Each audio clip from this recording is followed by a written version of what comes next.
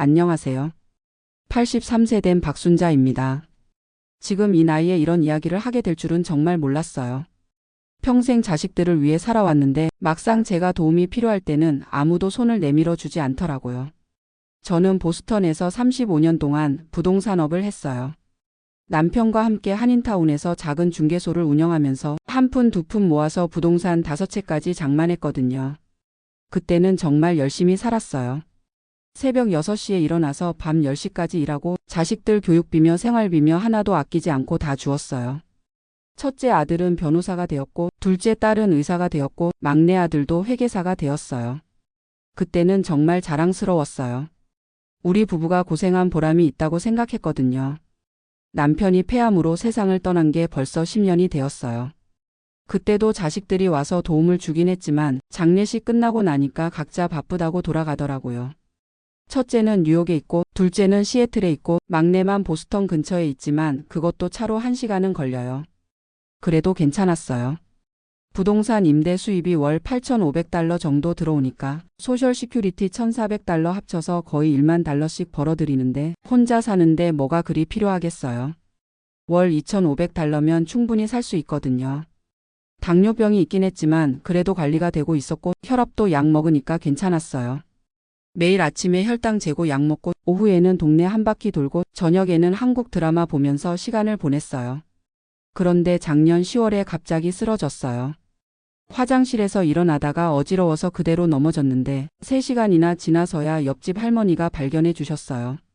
병원에 실려가서 검사해 보니까 경미한 뇌경색이었어요.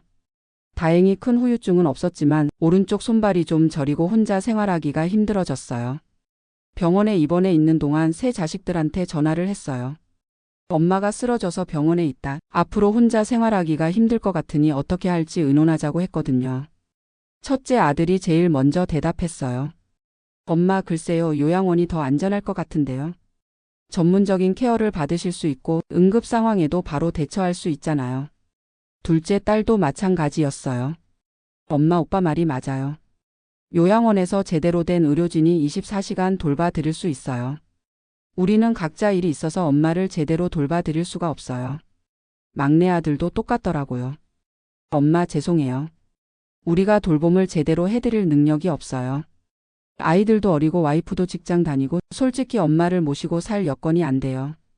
요양원이 훨씬 체계적이고 안전할 거예요. 그때 정말 가슴이 무너지는 것 같았어요.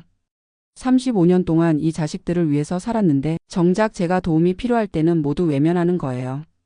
요양원이 안전하다, 전문적인 케어를 받을 수 있다, 그런 말들로 포장을 하고 있지만 결국은 귀찮다는 얘기잖아요. 병원에서 일주일을 더 있으면서 생각을 많이 했어요. 소셜워커가 와서 여러 가지 옵션을 설명해 주더라고요. 요양원도 있고 집에서 간병인을 고용하는 방법도 있고 데이케어 센터를 이용하는 방법도 있다고 하더라고요. 요양원 비용을 알아보니까 한 달에 $4,500 정도 들어요. 그것도 평범한 곳이고 좀 괜찮은 곳은 $6,000, $7,000까지 해요. 집에서 전문 간병인을 고용하면 24시간 기준으로 한 달에 $8,000 정도 든다고 하더라고요.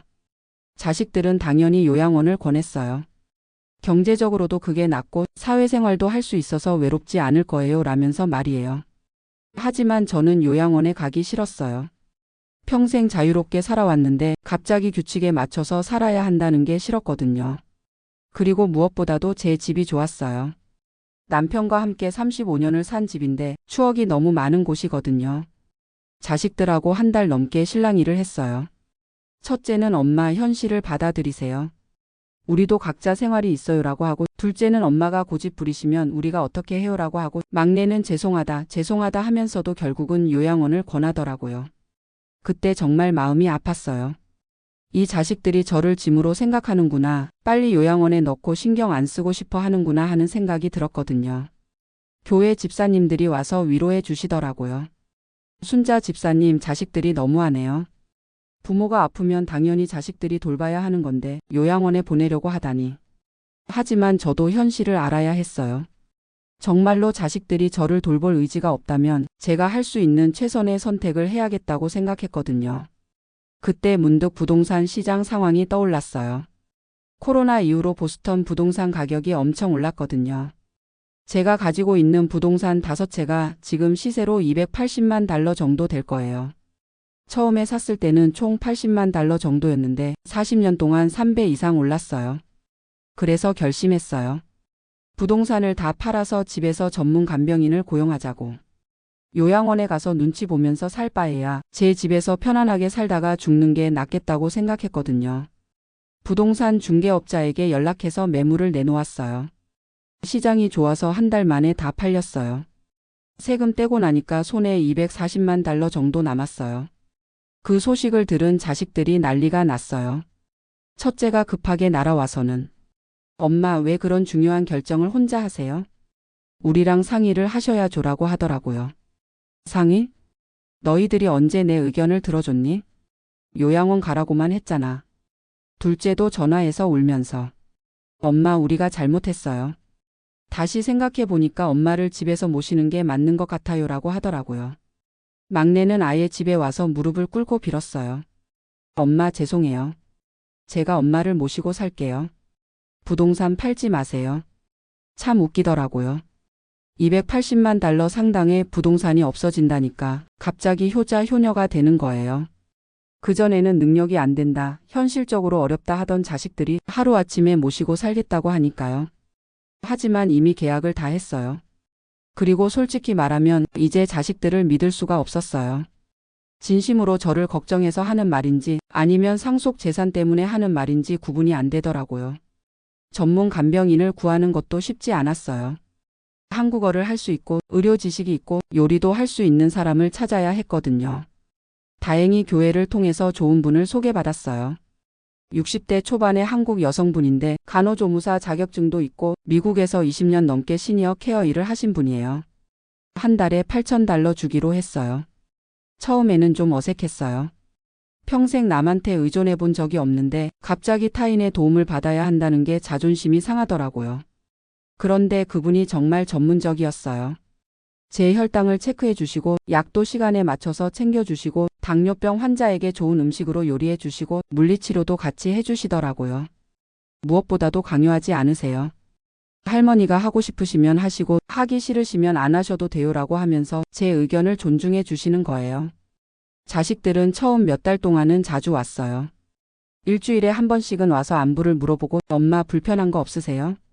간병인이 잘해드리나요? 하면서 관심을 보이더라고요. 하지만 시간이 지나니까 또 원래대로 돌아가더라고요. 한 달에 한 번, 2달에 한 번, 그러다가 지금은 명절 때나 한 번씩 오는 정도예요. 처음에는 서운했어요. 역시 돈 때문에 잠깐 관심을 보인 거구나 하는 생각이 들었거든요. 하지만 지금은 오히려 편해요. 눈치 볼 일도 없고 효도하고 있다는 식의 부담스러운 말도 안 들어도 되고요. 간병인 김 선생님과는 정말 잘 지내고 있어요. 처음에는 그냥 일하는 사람이라고 생각했는데 이제는 가족 같은 느낌이에요. 제가 혈당이 높으면 진심으로 걱정해 주시고 컨디션이 좋으면 같이 기뻐해 주시거든요. 하루 일과도 규칙적이 되었어요. 아침 7시에 일어나서 혈당 체크하고 약 먹고 당뇨병 환자용 아침 식사를 하고 오전에는 가벼운 실내 운동을 해요. 점심 먹고 나서는 낮잠을 자고 오후에는 날씨가 좋으면 김 선생님과 함께 산책을 나가요. 저녁에는 한국 드라마를 보거나 한국에 있는 친구들과 화상통화를 해요. 건강도 많이 좋아졌어요. 규칙적으로 관리를 받으니까 혈당도 안정되고 혈압도 정상 범위를 유지하고 있어요. 뇌경색 후유증으로 저렸던 손발도 물리치료를 꾸준히 받으니까 많이 나아졌고요. 무엇보다도 스트레스가 없어요. 자식들 눈치 볼 필요도 없고 요양원에서 다른 사람들과 신경전을 벌일 필요도 없고 제가 원하는 대로 살 수 있거든요. 한 달에 드는 비용을 계산해 보니까 간병인 비용 8,000달러, 식비랑 생활비 1,500달러, 의료비 1,000달러 해서 총 15,000달러 정도 들어요. 부동산 팔아서 생긴 돈이 240만 달러니까 한 달에 15,000달러씩 쓰면 18년 정도는 쓸 수 있어요. 제가 지금 83세니까 101세까지는 걱정 없이 살 수 있다는 계산이 나와요. 저축도 15만 달러 있고 소셜 시큐리티도 매달 1,400달러씩 들어오니까 실제로는 더 오래 쓸 수 있을 거예요. 자식들은 가끔 와서 엄마 돈 너무 많이 쓰시는 거 아니에요? 하고 걱정하는 척하지만 속으로는 상속받을 재산이 줄어든다고 속상해하는 게 뻔해요. 처음에는 그런 자식들이 야속했어요. 하지만 이제는 이해해요. 자식들도 각자 살기 바쁘고 현실적으로 부모를 모시고 살기가 쉽지 않다는 걸 알겠거든요. 첫째는 뉴욕에서 변호사 일을 하는데 하루 종일 사무실에 박혀 있어야 하고, 둘째는 의사라서 밤낮 없이 환자를 봐야 하고, 막내도 회계사 일을 하면서 아이들 뒷바라지까지 해야 하니까 정말로 저를 돌볼 여유가 없을 거예요. 그렇다고 해서 제가 요양원에 가서 불편하게 살 이유는 없잖아요. 돈이 있으면 돈을 써야죠. 언제 쓸 거예요? 죽어서 가져갈 수도 없는데. 김 선생님이 가끔 할머니 이렇게 좋은 대우 받는 할머니 못 봤어요. 보통은 자식들이 간병비 아끼려고 난리인데라고 하세요. 그럴 때마다 내 돈인데 내가 쓰는 게 당연하지 하고 대답해요. 교회 교우들도 처음에는 자식들이 너무하다고 했지만 지금은 순자 집사님이 현명한 선택을 했다고 해요. 부모가 자식들 눈치 보면서 살 필요 없다. 돈 있을 때 써서 편하게 사는 게 최고다라고 하시더라고요. 가끔 한국에 있는 친구들과 화상통화를 할 때 제 이야기를 하면 다들 부러워해요. 너는 정말 복이 많다. 미국에서 부동산으로 돈도 많이 벌고 지금도 전문 간병인한테 케어받으면서 편하게 살고라고 하거든요. 하지만 속으로는 씁쓸해요. 돈으로 해결할 수 있다는 게 다행이긴 하지만 역시 자식들한테 사랑받으면서 살고 싶었거든요. 그게 인지상정 아니겠어요? 그래도 후회는 안 해요. 만약에 자식들 말대로 요양원에 갔다면 지금쯤 얼마나 불편하고 외로웠을까 생각하면 끔찍해요. 거기서는 제가 원하는 시간에 식사를 할 수도 없고, 제가 좋아하는 음식을 먹을 수도 없고, 제가 원하는 시간에 잠들 수도 없거든요.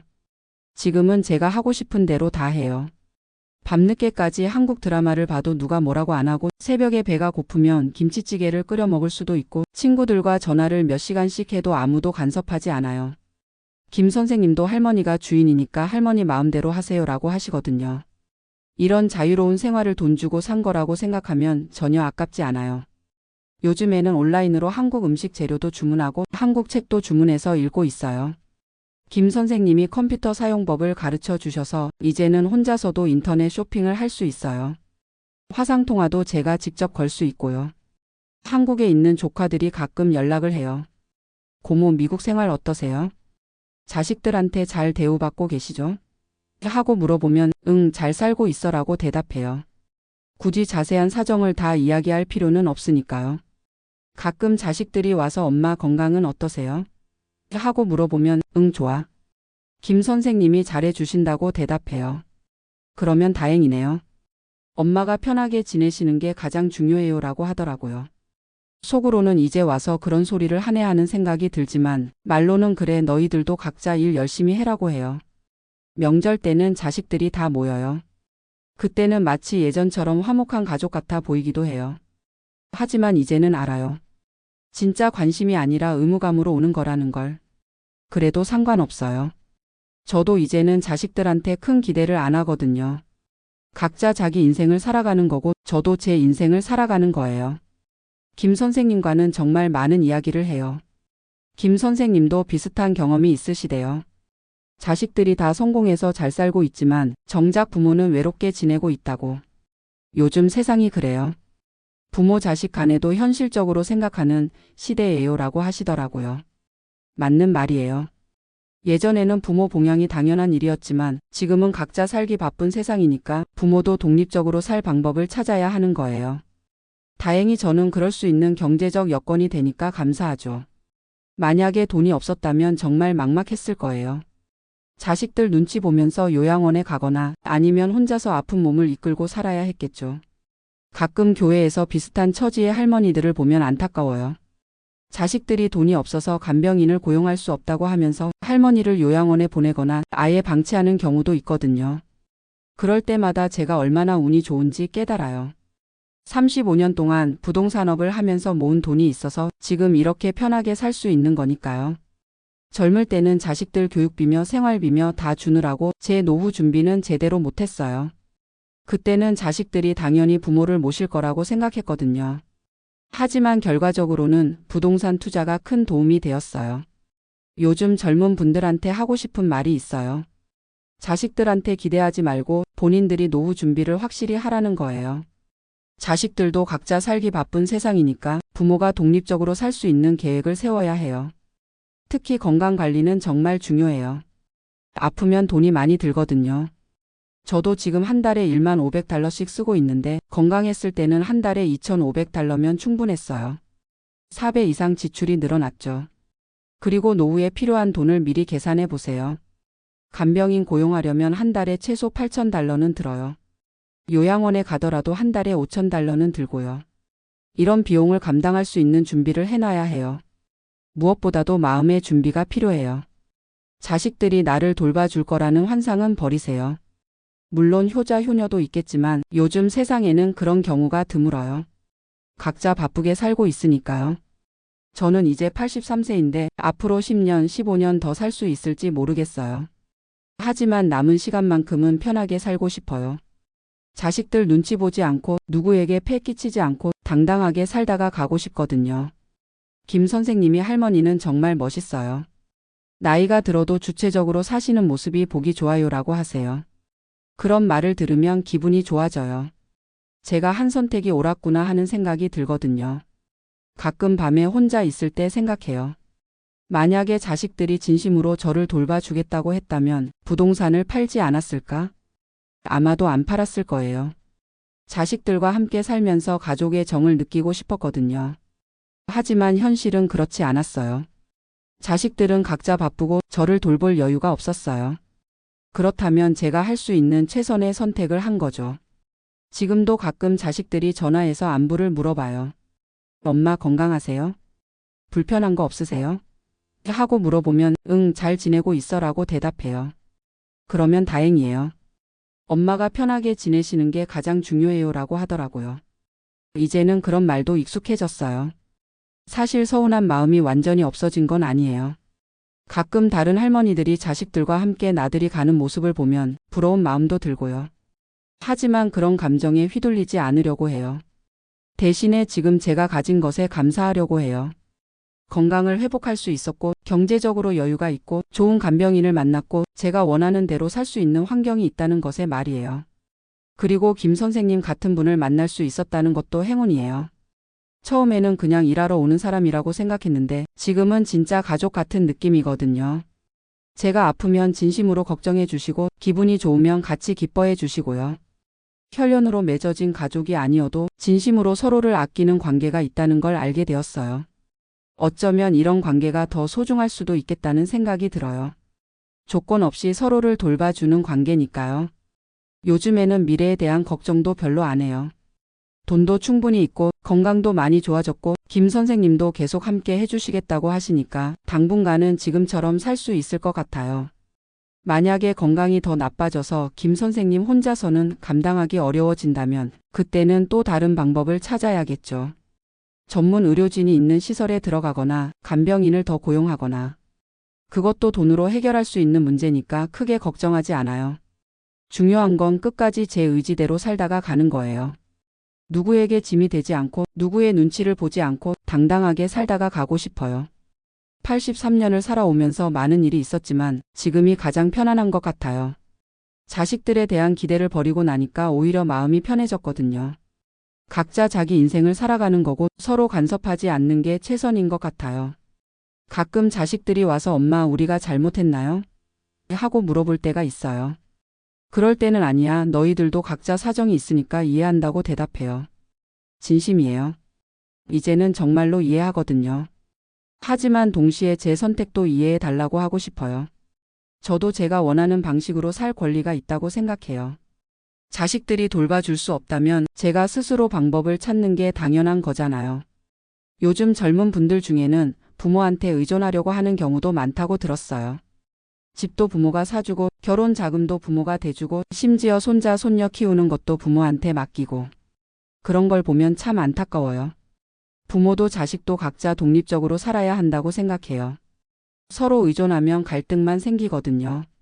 저처럼 경제적으로 독립할 수 있으면 다행이지만 그렇지 못한 분들은 정말 힘들 거예요. 그래서 미리미리 준비하는 게 중요해요. 건강도 챙기고 경제적 준비도 하고 무엇보다도 마음의 준비를 해야 해요. 자식들한테 기대하지 말고 스스로 해결할 방법을 찾아야 한다고요. 김 선생님이 가끔 다른 할머니들 이야기를 해주세요. 어떤 할머니는 자식들이 돌아가면서 모시는데 매번 눈치를 봐야 해서 스트레스가 엄청나다고 하고, 어떤 할머니는 요양원에 계시는데 거기서도 다른 할머니들과 갈등이 많다고 하더라고요. 그런 이야기를 들으면 제가 정말 운이 좋다는 생각이 들어요. 경제적 여유가 있어서 이렇게 편하게 살 수 있다는 게 감사하거든요. 하지만 돈만으로 모든 게 해결되는 건 아니에요. 마음의 평화가 가장 중요한 것 같아요. 자식들에 대한 원망을 버리고 현실을 받아들이고 지금 주어진 상황에서 최선을 다하는 것. 그게 나이 들어서 가져야 할 지혜인 것 같아요. 요즘에는 한국 뉴스도 자주 봐요. 거기서도 노인 문제가 심각하다고 하더라고요. 독거노인이 늘어나고 노인 빈곤율도 높고 자식들이 부모를 제대로 돌보지 않는 경우도 많다고 해요. 미국에 있는 저도 마찬가지였던 거죠. 어디든 비슷한 문제가 있는 것 같아요. 사회가 빨리 변하고 개인주의 문화가 확산되면서 전통적인 가족 관계도 많이 달라진 거예요. 그렇다고 해서 옛날로 돌아갈 수는 없잖아요. 현실을 인정하고 그 안에서 최선의 방법을 찾아야 해요. 저는 운이 좋게도 경제적 여유가 있어서 이런 선택을 할 수 있었지만 그렇지 못한 분들은 정말 어려울 거예요. 그래서 사회적으로도 시니어 케어 시스템이 더 발달해야 한다고 생각해요. 모든 노인들이 저처럼 간병인을 고용할 수는 없으니까 정부에서 지원하는 프로그램이나 커뮤니티에서 운영하는 서비스가 더 많아져야 해요. 교회에서도 노인 돌봄 프로그램을 만들려고 하더라고요. 자원봉사자들이 독거노인들을 정기적으로 방문해서 안부도 확인하고 간단한 도움도 주는 거예요. 저도 건강이 허락하면 참여하고 싶어요. 제가 받은 도움을 다른 분들한테도 나누어 주고 싶거든요. 나이가 들면서 깨달은 게 있어요. 진정한 행복은 큰 것에서 오는 게 아니라 작은 일상에서 오는 거라는 것. 김 선생님과 함께 만든 된장찌개를 맛있게 먹는 것, 한국 친구들과 화상통화로 웃으며 이야기하는 것, 아침에 일어나서 창문으로 들어오는 햇살을 보는 것. 그런 소소한 것들이 진짜 행복이에요. 자식들과의 관계도 이제는 달라졌어요. 예전처럼 효도해라, 자주 와라 이런 기대는 안 해요. 대신에 가끔 안부 전화라도 해주면 고맙게 생각하고 명절 때 와서 밥 한 끼 같이 먹어주면 감사하게 생각해요. 기대가 없으니까 실망도 없고 작은 관심에도 고마운 마음이 드는 거예요. 김 선생님이 할머니는 정말 긍정적이세요라고 하세요. 처음에는 그렇지 않았어요. 자식들한테 실망하고 원망하고 서운해하고 그랬거든요. 하지만 시간이 지나면서 마음이 편해졌어요.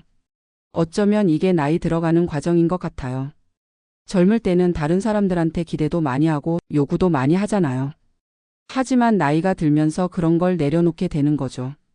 그러면 오히려 마음이 편해져요. 요즘에는 매일이 감사해요. 아침에 눈을 떴을 때 오늘도 무사히 하루를 시작할 수 있구나 하는 생각이 들어요. 그리고 김 선생님이 할머니 잘 주무셨어요? 하고 인사해 주시면 응, 잘 잤어 하고 대답하는 게 행복해요. 건강할 때는 당연하게 생각했던 것들이 아프고 나니까 얼마나 소중한지 알게 되었어요.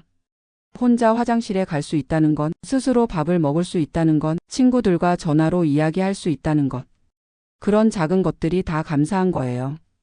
가끔 밤에 남편 생각이 나요. 10년 전에 세상을 떠났지만 아직도 꿈에 나타나서 이야기를 해요. 여보, 나 혼자 잘 살고 있어. 걱정하지 말라고 말해주고 싶어요. 남편이 살아 있었다면 지금 상황을 어떻게 생각했을까 궁금해요. 아마 저와 비슷했을 것 같아요. 남편도 현실적인 사람이었거든요. 자식들이 안 되면 우리끼리 해결하자고 했을 거예요. 그래서 지금 제 선택에 대해서도 이해해 줄 것 같아요. 김 선생님과도 이런 이야기를 해요. 선생님은 나중에 어떻게 하실 거예요? 하고 물어보면 저도 할머니처럼 독립적으로 살고 싶어요. 자식들한테 의존하지 않고 제가 원하는 방식으로 살다가 가고 싶어요라고 하시더라고요. 그래서 김 선생님도 지금부터 노후 준비를 하고 계세요. 돈도 모으고 건강도 챙기고 나중에 혼자서도 살 수 있는 계획을 세우고 계시더라고요. 정말 현명한 분이에요. 요즘 젊은 분들한테 정말 하고 싶은 말이 있어요. 지금부터 노후 준비를 하라는 거예요. 30대, 40대에는 멀게 느껴질 수 있지만 시간은 정말 빨리 지나가요. 저도 어느새 83세가 되었거든요. 특히 여성분들은 더 신경 써야 해요. 남편이 먼저 세상을 떠날 가능성이 높고 여성이 더 오래 살잖아요. 저처럼 혼자 남겨질 수 있으니까 미리미리 준비해 두는 게 좋아요. 경제적 준비도 중요하지만 정신적 준비도 중요해요. 자식들한테 의존하지 않고 독립적으로 살 수 있는 마음가짐을 가져야 해요. 그리고 새로운 관계를 만들 수 있는 능력도 길러야 하고요. 저는 김 선생님을 만난 게 정말 행운이었어요. 처음에는 어색했지만 지금은 가족보다 더 가까운 사이가 되었거든요. 나이가 들어서도 새로운 사람과 좋은 관계를 만들 수 있다는 걸 배웠어요. 그리고 기술도 배워야 해요. 김 선생님이 컴퓨터 사용법을 가르쳐 주신 덕분에 지금은 혼자서도 인터넷을 사용할 수 있어요. 화상통화도 하고 온라인 쇼핑도 하고 한국 뉴스도 봐요. 이런 기술이 있으면 혼자 있어도 외롭지 않아요. 건강관리도 정말 중요해요. 아프면 모든 게 어려워져요. 돈도 많이 들고 다른 사람한테 의존해야 하고 자유롭게 살 수 없어요. 젊을 때부터 꾸준히 운동하고 건강한 식습관을 가지는 게 최고의 노후 준비예요. 마지막으로 너무 완벽하게 살려고 하지 마세요. 저도 젊을 때는 자식들한테 완벽한 엄마가 되려고 했어요. 모든 걸 해주고 모든 걸 맞춰주려고 했거든요. 하지만 그렇게 살면 나중에 실망만 커져요. 자식들도 각자 인생이 있고 부모도 각자 인생이 있어요. 서로 사랑하고 아끼되 너무 의존하지는 말아야 해요. 적당한 거리를 유지하는 게 서로에게 좋은 것 같아요. 지금 제 마음은 정말 편안해요. 자식들에 대한 원망도 없고 미래에 대한 불안도 별로 없어요. 매일매일 감사한 마음으로 살아가고 있거든요.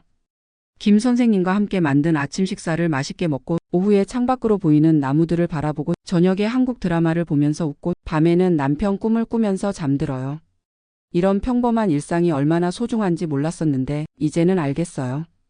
83년을 살아오면서 많은 것을 배웠지만 가장 중요한 건 자기 자신을 사랑하는 거예요. 다른 사람들이 나를 어떻게 생각하든 내가 나를 사랑하고 소중히 여기면 돼요. 그러면 어떤 상황에서도 행복할 수 있어요. 자식들이 가끔 와서 엄마 행복하세요? 하고 물어봐요. 그럼 저는 응 행복해라고 대답해요. 진심이에요. 지금이 제 인생에서 가장 평화로운 시기인 것 같아요. 아직 몇 년을 더 살지 모르겠지만 남은 시간 동안은 지금처럼 살고 싶어요. 누구에게 피해 주지 않고 누구의 눈치 보지 않고 제가 원하는 대로 살다가 가고 싶어요. 그리고 혹시 저와 비슷한 상황에 계신 분들이 있다면 용기를 내시라고 말씀드리고 싶어요. 나이가 들어도 새로운 시작이 가능해요. 자식들한테 기대하지 말고 본인만의 방법을 찾으시면 돼요. 돈이 있으면 돈을 쓰시고 돈이 없으면 다른 방법을 찾으시고 포기하지만 마세요. 반드시 방법이 있을 거예요. 저는 정말 감사한 마음으로 살고 있어요. 김 선생님한테도 감사하고 건강을 회복할 수 있게 해주신 하나님한테도 감사하고 이렇게 편안한 생활을 할 수 있게 해준 모든 분들한테 감사해요. 그리고 자식들한테도 감사해요. 비록 제가 원했던 방식은 아니었지만 각자의 방식대로 저를 걱정해주고 있으니까요.